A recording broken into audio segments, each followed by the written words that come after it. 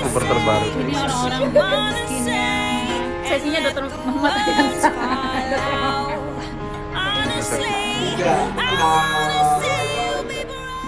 Halo sahabat Halo, selamat malam Sobat Cerita Anak. Ketemu lagi dengan saya Dokter Ana, dan sebelah saya yang pernah ikut sebelumnya, dia adalah Dokter Santi, spesialis jantung dan pembuluh darah ya dok ya. Atau kalau di ilmu kedokteran disebutnya seorang dokter kardiologi atau kardiolog. Benar ya dok ya? Itu kardiolog ya. Dok, dokter penyakit jantung di Bima ini berapa orang sih dok? Di Bima baru saya. Baru dokter sendiri. Oke. Siapa Jadi tahu ada yang mau ke Bima ya. yang lagi pergi sekolah ada berapa? Yang Pergi sekolah untuk penyakit sekolah jantung. saat ini satu. Dokter Anti. Dokter Anti. Kalau Pulau Sumbawa, Sepuluh Sumbawa saat ini ada 4 orang. oh, ada 4 orang di Pulau Sumbawa. Satu Duanya di, di Sumbawa, oh 2 di Sumbawa, 1 di Bima, satu di Bima. satu lagi di, Satu sekolah. oh yang dokter Anti Iya. itu. Kalau yang Dompu belum ada. Dompu belum ada. Jadi kalau pasien-pasien dari Dompu masih dokter Iya, jantung. Ternyata pas dokter nyampe di sini pasien penyakit jantung itu banyak dok ya. langsung tersenyum, berusaha menutupi. Nah, saya balik pertanyaannya, dokter pulang jam berapa tiap hari? Aduh, jangan-jangan nyalahin pasien obgyn. Jangan-jangan nih ada fase-fase di mana orang melahirkan mungkin jumlahnya lebih sedikit dibandingkan orang yang serangan jantung. Sebenarnya sih kalau pulangnya ya jam 9 ya, jam 9. Cuma untuk rawat inapnya konsulen dari IGD memang masih Banyak. lumayan. Iya. Masih sering orang tuh bingung dok, kapan mereka datang ke dokter penyakit dalam, suami dokter, salah satu dokter penyakit dalam, atau kapan mereka datang berobat ke dokter jantung. Itu gimana dok caranya? Kalau untuk dari masyarakat sendiri memang kita nggak bisa ini ya mengarahkan ya. Kita harus mengevaluasi sendiri kapan sih pasien ini harus ke dokter jantung, kapan harus ke penyakit dalam. Ya memang harus dokter sendiri yang mengevaluasi. Ya. Kalau untuk masyarakat mungkin memang wajar untuk tidak mengetahui Mana bedanya ya? Iya, betul. Ya benar, seperti kalau kita sebagai dokter kandungan, kadang-kadang perempuan akan cenderung kalau sakit perut datangnya ke dokter kandungan dulu, ternyata penyakitnya usus buntu atau dokter bedah. Begitu juga kalau teman-teman nonton saya ini harus tahu kalau misalnya ada nyeri dada, misalnya nanti ke dokter penyakit dalam belum ketemu, mungkin mampir juga ke dokter kardiologi atau penyakit jantung gitu ya dok ya. Betul, bisa seperti Dan dokter Santi juga kadang-kadang kalau dari dokter penyakit jantung, kalau ternyata nggak ada masalah jantung, berarti akan dikonsulkan Iya, ke kita penyakit konsultan. dalam. Oke, dok. Di Bima ini kan karena dokter orang Bima ya. Iya. Nah, terus rencana-rencana ke depannya. Oh ya, saya mau ngomong dulu prakteknya di mana aja nih dok? Kalau orang pasti kan bingung nih cari dokter selain rumah sakit Bima yang biasanya full book nih, banyak banget pasiennya dari IGD, banyak di Poli. Kemana cari dokter Santi?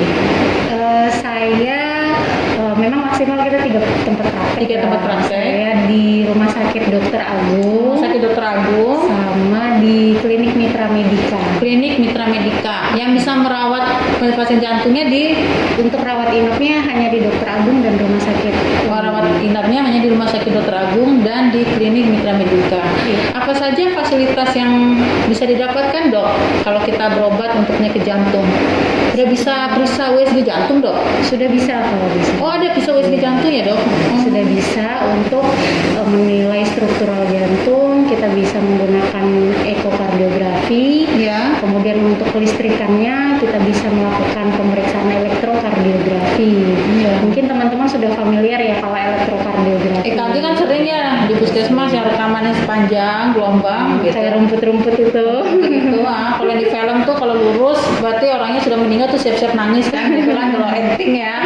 Nah itu sering yang paling pasti bingung yang masyarakat nih apa di USG jantung, biasanya mereka cuma USG bayi. Iya. Jadi apa sih dok fungsinya tahu USG jantung itu buat apa? Iya, jadi untuk pemeriksaan USG jantung atau ekokardiografi sendiri kita mau menilai struktural jantungnya. Jadi kan jantung itu ada dindingnya, ada ruangannya, ada katup-katupnya, adakah kelainan dari komponen-komponen tersebut. Jadi kita bisa menilai sehingga nanti terapi terapi kita akan tepat. Jadi terapi untuk yang sakitnya di dinding sama yang di katup, Iya. sama yang di pembuluh darah beda-beda ya dok ya. Kemudian kita bisa menilai fungsi pompa jantung, itu yang paling penting. Jadi kalau pasiennya sudah kita berikan terapi, kita bisa lihat, kita bisa evaluasi apakah fungsi pompanya itu membaik atau tidak, bisa dari pemeriksaan USG jantung. Jadi bisa di follow up setelah dikasih obat, dicek Iya, ulang betul. lagi apakah pompa jantungnya itu membaik atau Membaik tidak. atau tidak, untuk melihat apakah terapinya sudah berefek atau tidak terhadap pasiennya. Jadi diingat nih teman-teman, jadi bukan hanya USG itu untuk periksa kandungan saja. Sekarang di Bima sudah bisa alhamdulillah USG untuk memeriksa kondisi jantung kita, terutama pada orang-orang yang jelas-jelas sudah pernah didiagnosis di luar kota mungkin kalau ada penyakit jantungnya atau pernah dirawat karena serangan jantung. Dulu kan di luar kota semua dok Iya, dirujuk. betul. Jadi bisa di follow up lagi ya dok ya kondisi sekali. jantungnya. Iya. Penting ya dok untuk follow up kondisi jantung kita kalau udah pernah kena penyakit jantung. Iya betul, penting sekali ya, karena biasanya pasien-pasien dengan penyakit jantung itu mengalami penurunan fungsi. Penurunan fungsi. Iya, penurunan fungsi, terutama penurunan fungsi dari fungsi pompa jantung. Jadi walaupun orangnya kelihatan sehat-sehat aja, tetap aja dok ya harus dicek up. Harus dicek up untuk Iya. menilai fungsinya, untuk menilai semua struktur di dalam jantungnya, apakah baik atau tidak. Itu makanya kalau ada orang yang tiba-tiba, sebenarnya bukan tiba-tiba ya dok ya, karena mungkin lupa check up ya dok Iya, ya. bisa. Kalau dia pernah kena sakit, terus dia kelihatannya sehat, sudah dibilang baik, terus tiba-tiba sesak kembali, mungkin ada yang fungsi yang menurun, yang baru ketahuan belakangan ya dok ya. Betul. Oke, dok apa aja yang mau dikerjakan dok di Bima ini rencana-rencananya? Karena saya lihat dokter Santi ini sedang menggebu-gebu membuat apa dok? Rencananya bikin Bima Cardiovascular Update. Bima Cardiovascular Update, tapi yang diselenggarakan oleh suatu yayasan begitu dok? Iya, Atau jadi kami membuat badan, Membuat sebenarnya badan. badan sendiri.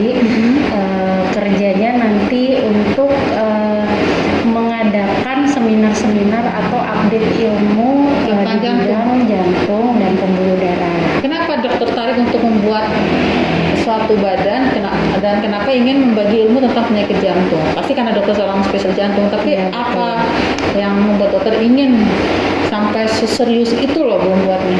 Iya, yang pertama pastinya karena teman-teman sebelumnya belum pernah ada dokter spesialis jantung ya. Iya benar. Jadi pastinya belum familiar dari evaluasi, penanganan, kemudian pemberian obat, bagaimana perawatan pasien-pasien jantung.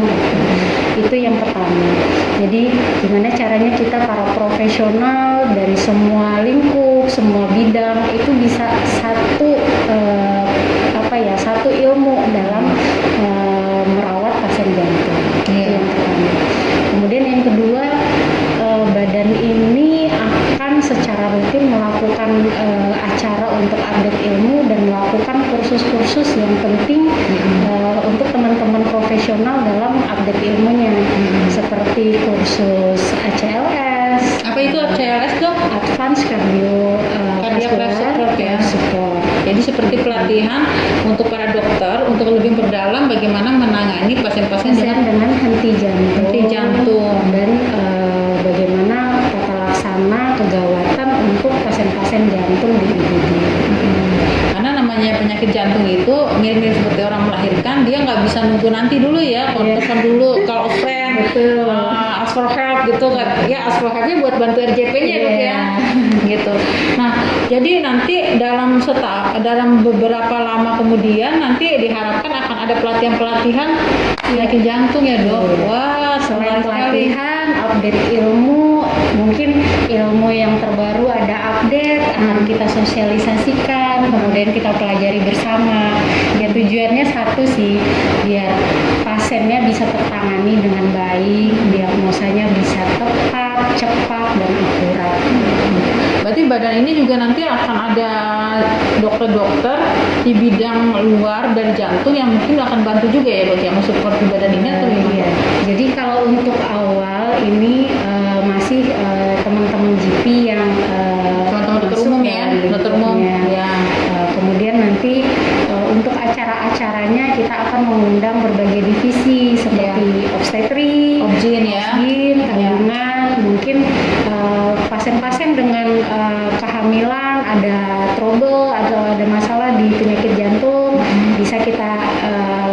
update ilmu di situ. Iya. Kemudian mungkin dari penyakit dalam, hipertensi pada pasien gagal ginjal bisa kita lakukan tata laksana seperti apa di divisi penyakit dalam, divisi jantung.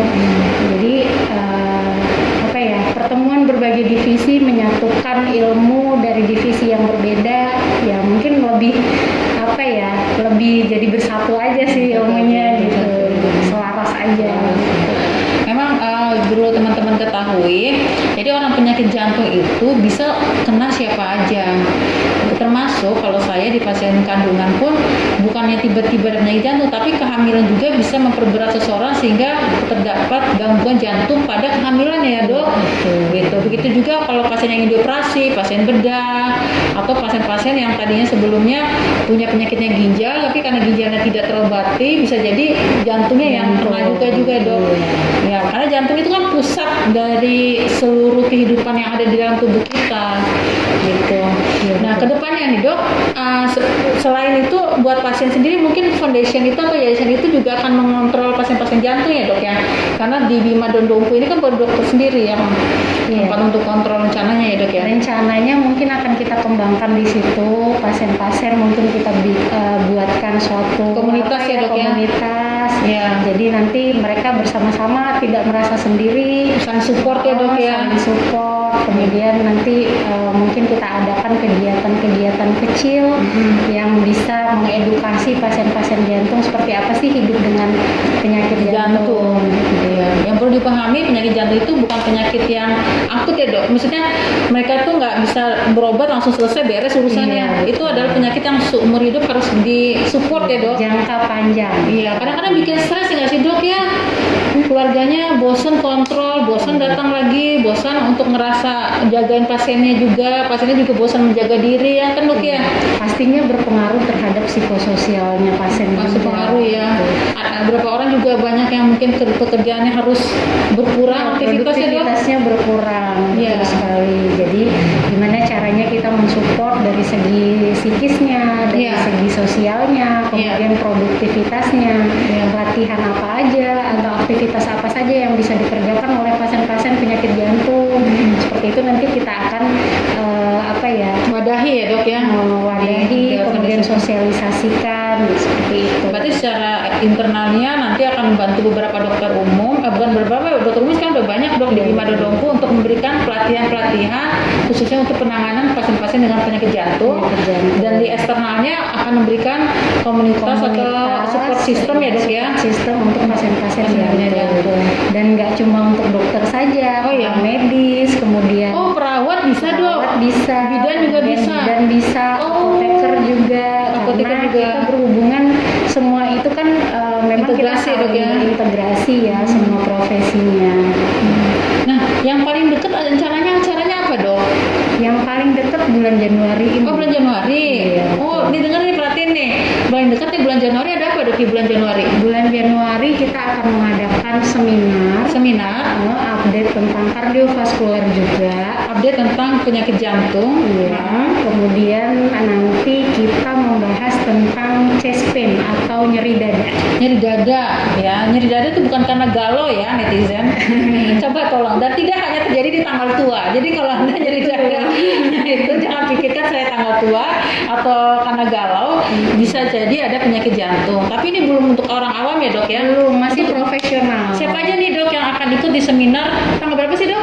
Tanggalnya 23 Januari. 23 Januari 2022. Hari Minggu. Move on ya, bukan 2021, 2022. Ini sekarang berarti sekitar minggu depan nih. Jangan telat dan harus daftar. Ya, harus daftar ya. Nah, siapa aja yang harus daftar ikut dok? Tenaga profesional seperti dokter. Dokter udah pasti. Ya, kemudian perawat. Perawat loh. Iya. Nah, karena kan kalau kita ada penyakit jantung kita nggak bisa hanya bergantung sama dokter ya dok. Teman-teman lini pertama, perawat juga harus bisa cepet tangani ya dok. Iya. Terus apalagi dok yang ikut? Kemudian siapa lagi? Apoteker terkait obat-obatan. Wow. Sampai ke obat-obatnya, teman-teman apoteker yang mau berdiskusi nanti ikut juga. Terus sama siapa lagi dok? Satu lagi yang paling spesial nih, tenaga bidan. Ayo teman-teman bidan. Ayo nanti saya absen nih. Teman-teman bidan. Karena memang ibu hamil yang penyakit jantung itu memang banyak banyak dok. Yang chest pain. Dan mereka nggak bisa terima gitu. Tiba-tiba kok nyeri dada, tiba-tiba kok lebih sering sakit gitu. Kita kan nggak bisa jawab semuanya dengan bilang, oh biasa bu pada kehamilan. Kalau biasa pada kehamilan semuanya sakit dada dong. Iya. Nah jadi menariknya pasti ada penanganan khusus ya dok ya. Untuk mereka yang mengalami nyeri dada pada saat pemeriksaan itu ternyata diketahui ada penyakit jantung gitu. Tanggal 23 Januari 2022 dihubunginya di kontak person di bawah ini ya dok ya. Iya. Ada di bawah ini kontak flyernya. person, ada flyernya dan dapat SKP. Dapat nih bener dok. Dari untuk profesi dokter dapat SKP juga. Ya, dokter SKP ID, kemudian bidan dapat SKP ID. Bidan dapat SKP ID. Ayo bidan, Bu Ar, Bu Faroyani, coba anak buahnya diajak belajar bareng-bareng. Dan ini manfaatnya bukan hanya buat kehamilan aja, karena nanti juga ada tentang yang umum ya dok. Iya, betul. Bisa bermanfaat buat siapa aja dok. Orang tua kita, keluarga kita, ya dok ya kan nggak bisa milih-milih loh. Terus untuk perawat juga ada dapat SKP dok. Ada SKP-nya? Perawat 1 SKP. Satu SKP. Apoteker juga ada ya dok ya. Apoteker sedang kita Sedang buat sebentar lagi. Insya Allah segera kita Wah, jadi ini multi profesi dok. Iya betul. Semuanya ikut diskusi bersama-sama. Oke. Nah, kedepannya akan ada seminar-seminar lagi dok. Iya betul. Rencananya kita sudah membuat timetable. Timetable.